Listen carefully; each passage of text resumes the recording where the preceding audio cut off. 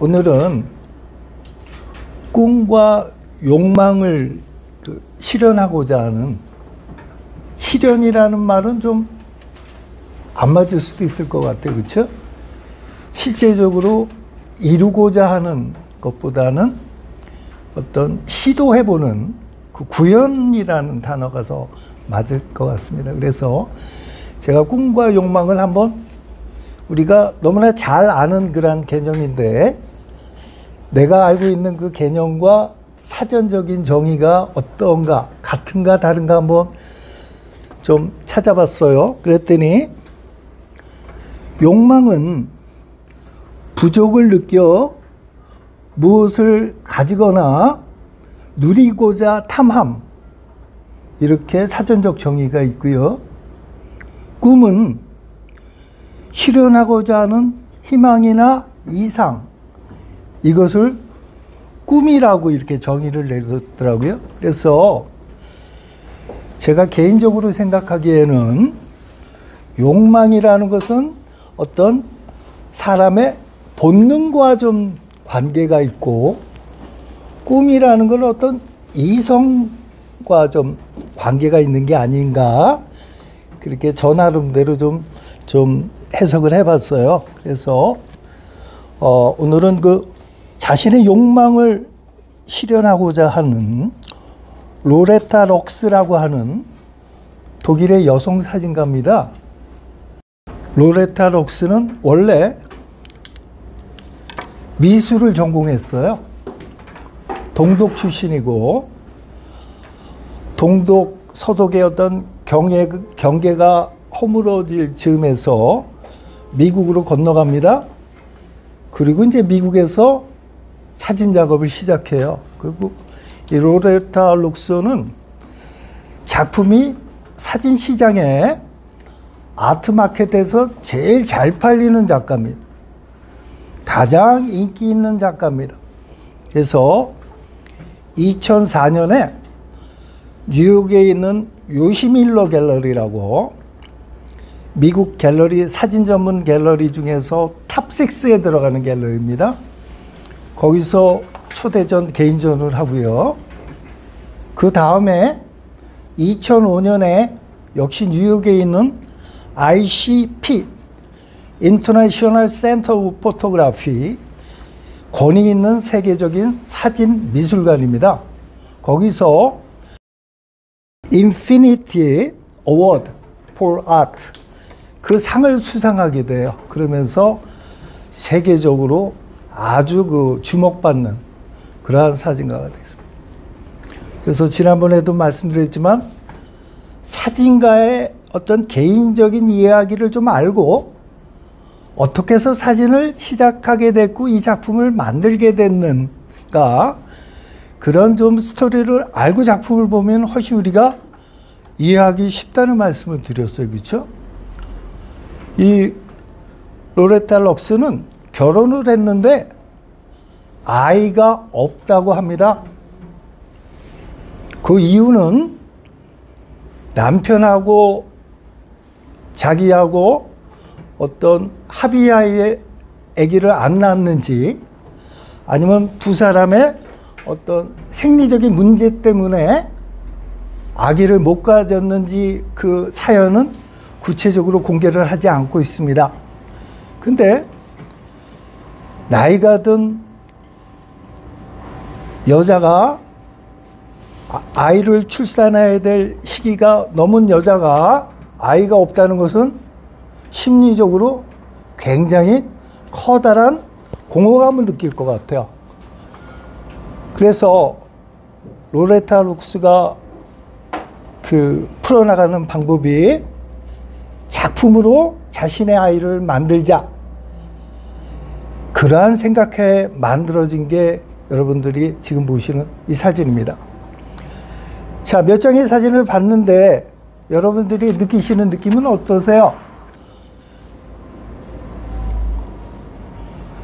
그림 같기도 하고 사진 같기도 하고 굉장히 애매모호합니다. 그렇죠? 여기에 로레타 럭스의 비밀이 숨어 있어요. 뭐냐면은 럭스는 디지털 작업을 해요. 그래서 이 아이들은 자기 주변의 아이들이에요. 이 아이들은 주로 2세에서 9세까지 연령을 갖고 있는데 처음에는 조카를 찍었답니다. 그리고는 주변 친구들의 아이들을 갖다가 모델로 삼아서 찍는 거죠. 자, 그래서 이 사진의 비밀은 바로 사진적인 느낌이 한 50% 정도, 회화적인 느낌이 한 50% 정도가 있습니다. 그래서 이 친구는 디지털 작업을 하긴 하지만 스트레이트하게 사진을 카메라로 찍습니다. 그리고 나서 회화적인 작업을 해요. 바로 포토샵을 통해서 사진이 갖고 있는 리얼리티를 일부 빼기 시작합니다. 그래서 어떠한 부분에서 리얼리티를 뺐는가 얘기를 할게요. 첫 번째, 아이들의 의상을 1970년대 빈티지 의상을 구해요. 왜 1970년대 의상을 구하느냐면은 로레타 럭스가 요 나이 또래에 지냈을 때가 1970년대. 그래서 약간 유행에 뒤떨어진 듯한 의상을 구합니다. 그리고 아이들의 표정을 유심히 보세요. 아이들은 아이들만의 표정이 있어요. 그렇죠? 밝고 경쾌한 아이들만의 표정이 있습니다. 근데 여러분들이 보셨던 이 사진들은 어때요? 아이들의 표정이 좀 이상하죠? 우리가 보편적으로 일반적으로 애들을 만났을 때 우리가 느꼈던 표정하고는 많이 다릅니다. 또 아이들의 피부색을 보세요. 보편적인 아이들의 피부색과 살짝 다릅니다. 그래서 이 로레타 룩스는 사진적인 작업을 하지만 거기에 회화적인 요소를 투입시켜서 사진이 기본적으로 갖고 있는 리얼리티를 많이 제거시킵니다. 의도적으로. 왜? 로레타 룩스가 지금 찍은 아이들은 어떤 자기 친지들의 아이잖아. 근데 자기가 만들고자 하는 아이는 뭐야? 나의 아이야. 럭스의 아이를 만들고 싶었어. 그래서 사진적으로 그냥 스트레이트하게 찍어서 그대로 제시하게 되면 친구 누구의 아이가 나타나는 것이죠. 그래서 걔가 갖고 있는 리얼리티를 갖다가 포토샵으로 죽이는 거예요. 그래서 포즈에서 애답지 않은 포즈를 유도하고 의상도 약간 그 시대가 뒤떨어진 빈티지 옷을 입히고 그리고 아이의 피부를 갖다가 조작을 합니다. 그리고 배경을 보세요. 배경의 선택도 회화에서 보는 어떤 정물 굉장히 단순하게 처리를 하고 있어요. 역시 리얼리티가 있는 장식성이 있는 구체적인 장소성을 얘기해 준 공간을 피하고 있습니다. 그리고 역시 농도와 채도를 뺍니다. 그래서 그 공간이 갖고 있는 리얼리티를 역시 제거시킵니다. 이러한 조건으로서 이러한 것들이 모여서 전체적으로 회화적인 느낌이 나는 거예요. 회화적인 느낌 반, 사진적인 느낌 반. 우리 주위에는 여러분들이 대부분 디지털 카메라로 작업을 하세요. 그리고 그 여러분들 중에서도 계실 테고 또 여러분들 주변의 친구들이라든지 동료에서도 있을 텐데 포토샵을 좀 과도하게 사용을 해서 너무 보는 순간에 아, 포토샵 했구나, 요 부분을 따 붙였구나, 이 부분의 색을 엄청 강하게 이렇게 포인트를 줬네, 이러한 작품들이 없지 않아 많습니다. 그래서 저는 로레타 룩스의 작품을 보고 가장 이상적인 포토샵을 갖다가 작품으로 구현한 작가가 아닌가. 그래서 포토샵을 했다는 것을 너무 티내지 않고 살짝 테크닉을 쓰므로 해서 사진만이 표현할 수 없는 부분, 그 부분을 갖다가 회화적인 요소로 커버를 해주는 거죠. 그래서 저는 이 작가를, 저하고는 작품의 성향이 굉장히 다르죠. 저하고는 작품의 성향이 180도 다르다고도 볼 수가 있습니다. 하지만 저는 작가로서, 작품으로서 로레타 룩스의 작품을 굉장히 좋아합니다. 현대 와가지고 미술 쪽에서 사진 쪽으로 넘어오는 작가들이 굉장히 많습니다. 화가로 출발을 했는데 회화에서 커버할 수 없는 그 영역이 사진계에서, 사진에서는 있거든요. 바로 리얼리티라는 부분이죠.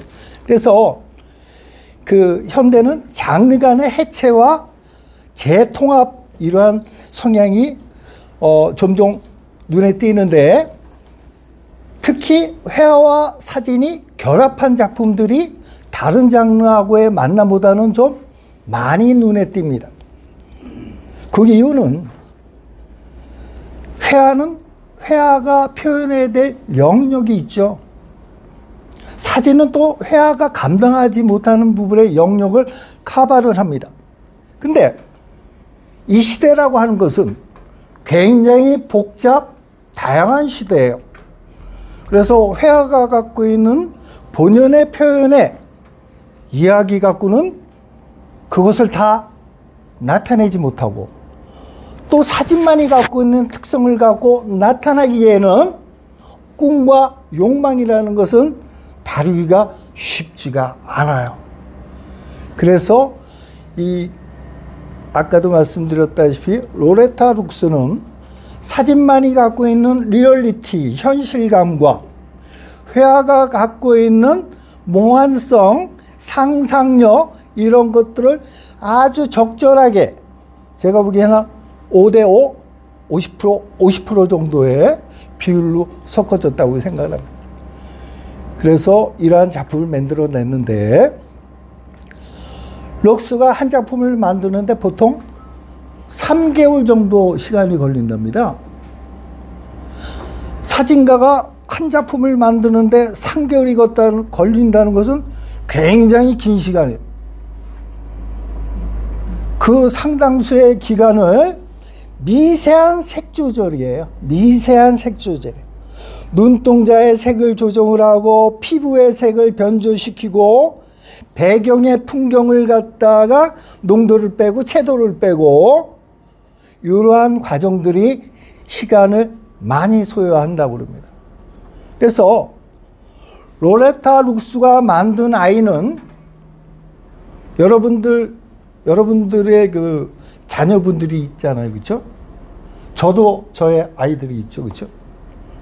우리의 아이들은 100년 후에 이 세상에 존재할까요?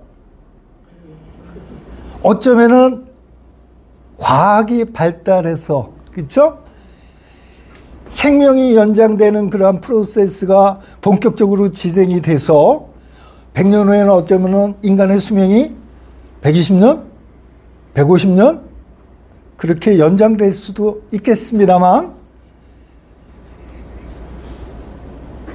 인간의 육체를 갖고 있는 인간이라는 것은, 사람이라는 것은 유한합니다. 생명이 한정되어 있어요. 그래서 100년, 150년 후에는 이 세상에서 존재하지 않을 겁니다. 근데 로레타 룩스가 작품을 통해서 구현한, 작품을 통해서 만드는 자신의 I, 자신의 이세는 어떻게 될까요? 100년 후에, 200년 후에, 300년 후에 살아남습니다. forever 합니다. 우리가 생각하는 생명의 개념이 아닌 다른 차원의 생명의 개념. 그래서 로레타 룩스는 자신이 갖고 있는 결함, 결핍, 아쉬움, 상실을 갖다가 작품적으로 구현을 해서 거기서 그 부분을 갖다가 해소를 한 거예요. 그래서 더 이상 아이들을 봤을 때 로레타 룩스가 이 작품을 하기 전에 아이들을 봤을 때 그 심정은 어땠을까요? 우리가 상상에 봄직하죠? 근데 로레타 룩스가 이 아이들을 만들고 그리고 주목받고 경제적으로 굉장히 안정돼지고 그 다음에 아이들을 봤을 때 로레타 룩스의 심정은 어땠을까요? 훨씬 아이들을 편하게 바라볼 수가 있었을 것 같아요. 정연두라고 하는 사진가입니다. 두 장이 세트로 돼 있어요.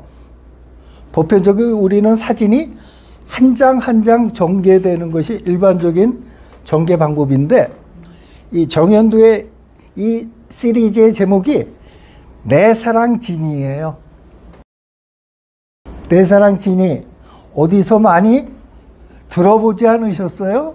그렇죠? 어렸을 때 텔레비에 드라마였어요. 미국의 드라마. 약간 코믹한 드라마. 그래서 그 설정이 어떻게 되느냐면 남자가 아마 직업이 거기 주인공 남자가 비행사였을 거예요. 그래서 어떤 무인도란 얘기도 있고 행성이란 얘기도 있더라고요. 거기서 이상하게 생긴 병을 주서요. 발견을 하죠. 호리병 같은 거. 그래서 뚜껑을 열었더니 거기서 뭐라 그러나요? 요술처럼 여자가 하나 탁 나온 거야. 거기 갇혔다.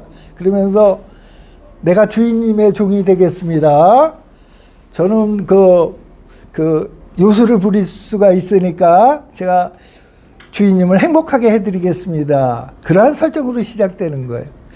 그래서 중간중간에 그 지니가, 요술적인 지니가 남편을 위해서 요술을 부려요. 근데 그 요술이 남편을 당황시키기도 하고 문제를 일으키기도 하고 그런 넌센스 그런 어떤 코미디 드라마였는데 이 정연두는 역시 미술에서부터 시작을 했습니다. 그래서 거기서 이제 그 어떤 주제 어떤 타이틀을 갖다가 내 사랑 진이를 쓴 것이죠. 정연두는 꿈을 이야기하고 있습니다. 사람들이 갖고 있는 꿈을 현실에서 실현은 못 시켜주지만 약간의 흉내는 내보자. 이러한 취지에서 작품을 시작합니다. 그래서 두 장으로 된 이 세트 사진을 갖다가 딥틱이라고 합니다. 주유소에서 있는 청년이 하나 있죠. 카레이스 하는 그런 차, 그 앞에 서 있는 카레이스. 이 주인공이 같은 주인공입니다. 같은 청년이에요. 그래서 이 그 작품의 이야기는 현실 속에서 주유소에서 기름을 넣는 일을 하는 청년이에요. 얘의 꿈은 이 다음에 내가 카레이서가 돼서 1등을 해서 그랑프리 그 우승컵을 받는 이 소녀는, 이 젊은 여성은 아이스크림 가게의 점원이에요. 파트타임으로 일하는 친구입니다. 이 친구의 소원은 남극에 가서 남극을 구경하고 탐험하는 일이에요. 그러면서 이 소년은 이렇게 얘기하여 나는 젊기 때문에 유럽이나 이러한 그 쉽게 갈 수 있는 그러한 여행지는 나중에 나이가 들어서 내가 체력이 많이 떨어졌을 때 그때 가고, 지금은 젊으니까 내가 돈이 좀 생기면 모아가지고 나는 남극을 가고 싶다. 그래서 여기서 재미난 것은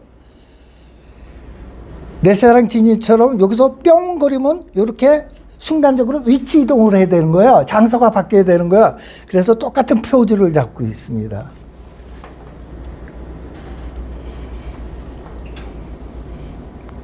제가 설명 안 해도 알겠죠? 네, 차이니스 레스토랑, 중국집에 서브잉을 하고 있는데 얘가 희망사항은 주인이 주방장이 되는 거예요. 자, 중국의 어떤 KTV, 가라오케 이런 데입니다. 그냥 노래도 하고 술도 먹고, 거기서 노래하는 중국 여자예요. 여자의 희망은 가수가 되는 것이죠. 역시 중국에 뭐라고 그러나요? 자전거가 뒤에 한 명 태우고 자전거로 가는 거. 인력거하고 비슷한 거죠. 그렇죠? 근데 이름이 명칭이 인력거일지 아니면 다른 명칭일지는 모르겠는데, 이 사람의 꿈은 이런 디자이너, 뭐 이런 의상 디자이너 이런 거예요. 대중 펍, 대중 술집, 거기에서 이렇게 몇 명이 연주를 하는 분이에요. 리버풀이라고 하는 조그만 도시에서 펍에서 일주일에 한 번 금요일 날 자기 그룹 친구들 몇몇하고 연주를 하는 거예요. 이 사람의 꿈은 로얄 필하모니하고 협연을 하는 겁니다. 또 뭐 아시겠죠? 웨이터가 어떤 가수가 되는 꿈. 자, 여기서는 아이 둘 달린 엄마예요. 근데 여기는 조금 어설프기는 한데 두 번째 장소가 이게 바로 천국입니다. 어머니가 암에 걸려서 젊은 나이에 세상을 뜨셨대요. 이 젊은 여성한테는 늘 한 해 맺힌 거예요. 그래서 내가 이 다음에 천국에 가서 어머니를 만나는 게 이 젊은 여성의 꿈입니다.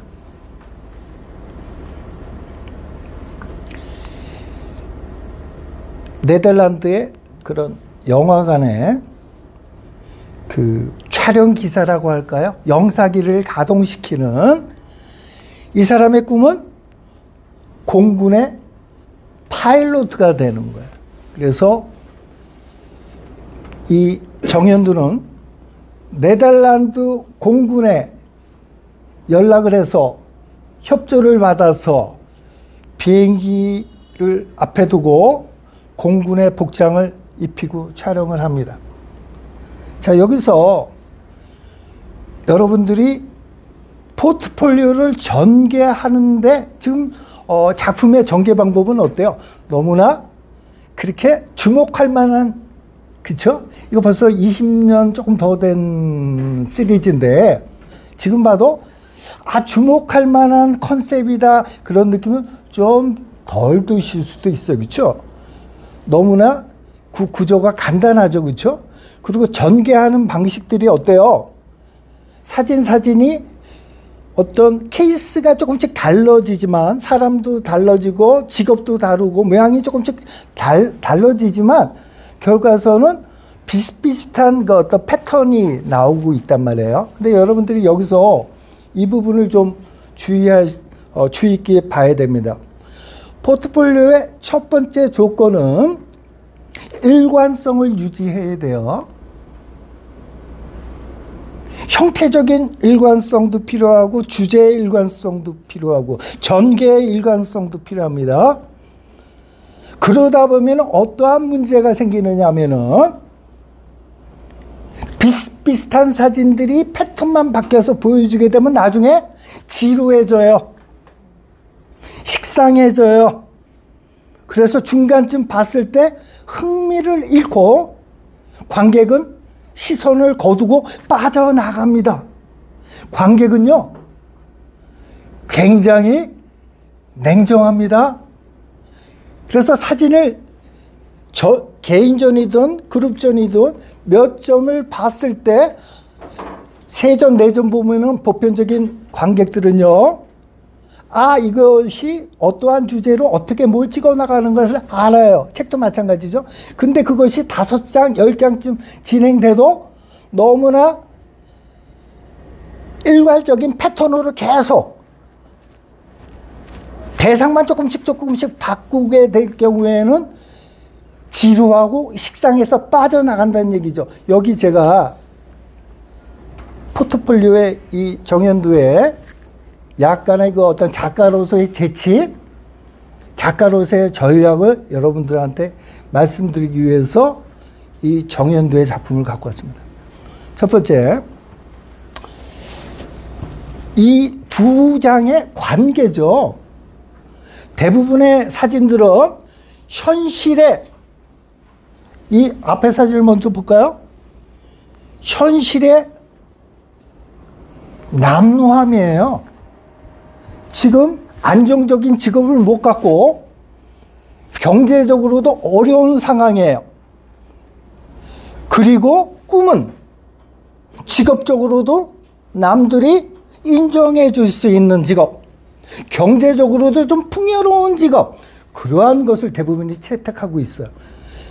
그런데 이것이 계속 진행하게 되면 아까도 얘기했죠. 식상해진다고, 지루해진다고, 반복이라고. 그래서 등장한 게 바로 우리의 꿈은 현실에서 이루고자 하는 꿈도 꿈이지만 사람에 따라서는 현실이 아니라 내가 천국에 갔을 때 그러한 꿈을 갖고 있는 사람도 있다. 그것을 중간에 넣어주는 거예요. 일관성을 갖고 진행하는 중간에서 필요한 변화를 바로 현실이 아니라 천국이 나타나는 겁니다. 또 제가 아까 네덜란드에 공군의 협조를 받아서 비행기를, 전투 비행기를 뒤에다 두고, 경비행기도 아닙니다. 전투 비행기를 백에다가 두고 촬영했다. 이게 보통 쉬운 일입니까? 섭외가, 이거 촬영이 어려운 게 아니에요. 이것을 찍기까지의 섭외가 이 작품의 95%예요. 중간에 이 작품은 관객으로 하여금 감동을 주는 겁니다. 이 작가가 얼마나 열심히 준비를 했는가. 예술은요, 관객을 감동시키는 거예요. 섬세한 자신의 섬세한 그러한 시각, 남들이 생각 못하는 그런 창의적인 생각, 또 무식하게 어처구니 없이 사람을 많이 동원하고 막 그 세트를 만들고 일반 사회에서는 볼 수 없는 비경제적이고 어떤 합리적인 그러한 행위를 예술에서 펼치기도 해요. 그 이유는 뭐예요? 관객을 감동시키자는 얘기야. 나의 이 어처구니 없는 행동을 보세요. 나의 그 어떤 그 파격적이고 이런 이 모습을 한번 보세요. 제가 이렇게 열심히 하잖아요. 상대방을 설득시키는 거예요. 역시 제가 지금 여러분들한테 설명을 해드리기 위해서 요 사진들을 모아놨는데요. 작가는 아마 전시나 책을 출간했을 때 방금 전에 천국의 모습, 비행기를 동원해서 어렵게 찍은 그 모습, 이런 것들 중간중간에 지루할 때 하나씩 끼워 놓는 겁니다. 왜? 얘들을 한꺼번에 몰았을 경우에는 평범한 보편적인 질서에 의해서 만들어진 걔네들이 상대적으로 힘을 잃어요. 그래서 이러한 질서를 약간 벗어나는 이러한 컷들은 중간중간에 넣어 놓는 겁니다. 그게 바로 포트폴리오의 전략 중에 하나예요. 또 하나, 첫 번째 사진은 대부분이 현실에 약간 부족하고 불안정한 그러한 직업과 약간의 경제적으로 약간 어려운 상태가 많았다고 그랬어요. 그리고 두 번째 보여주는 사진은 훨씬 안정된 남들이 부러워할 만한 직업에서 그리고 경제적으로도 여유가 있는 모습들이 대부분 사람들의 꿈이에요. 근데 모든 사람의 꿈은 아니에요. 사람에 따라서는 여기에서 1번의 사람은 일본 대학 교수입니다. 대학 교수라는 것은 일본이나 한국이나 그래도 안정적인 직업이죠. 그렇죠? 이 사람의 꿈이 뭔지 아세요? 아프가니스탄에서 사람들을 교육시키는 거예요. 이 당시 아프가니스탄은 내전으로 인해서 굉장히 혼란스럽고 위험스러운 지역이었어요. 또 그 반란군들 누구죠? 텔레반이 이슬람 교도들이잖아요. 그래서 당시에 불교 문화재들을 무차별 훼손하는 일들이 벌어졌어요. 그래서 세계적으로 굉장히 커다란 걱정과 문제를 갖고 있었던 때 이 일본 교수는 아프간에 날아가서 여러분들 선조가 이루어낸 이 위대한 유산들, 이 역사적 유물들, 이것을 고이 갖고 있어야지 이것을 파괴하면 안 된다. 훼손하면 안 된다. 그러한 교육을 하고 싶은 거예요. 지금 안락함에서 위험함으로 가고 싶어 하는 게 이 사람의 꿈이에요. 보편적인 질서에 앞뒤가 지금 바뀌어 있는 것이죠. 사람에 따라서는 꿈이라는 것이 반드시 정신적으로나 물질적으로 풍요로운 것이 꿈이 다가 아니다. 사람에 따라서는 물질적으로 풍요치 않아도 나한테 위험성이 오더라도 내가 생각하고 있는 정의와 내가 생각하는 소신을 위해서라면 지금의 안락함은 버릴 수 있다고 하는 그러한 이야기를 하는 것입니다. 정현도는 이 시리즈뿐만 아니라 사진의 매체 몇 가지 시리즈를 보여줬고요. 제가 대학원 초창기 때 그때 정현두 씨가 시간 강사 때인데 제가 초빙을 해서 우리 대학원생들한테 한 과목을 부탁해서 강의를 한 2번 정도 진행을 했었어요. 이 친구는 정사진도 하지만 비디오 작업도 해요. 지금은 국민대학교 시각디자인과 교수입니다. 그리고 작품 중에 비디오 작업이 세계 최고의 미술관 모마 뉴욕 현대미술관에 소장되어 있는 그러한 사진관.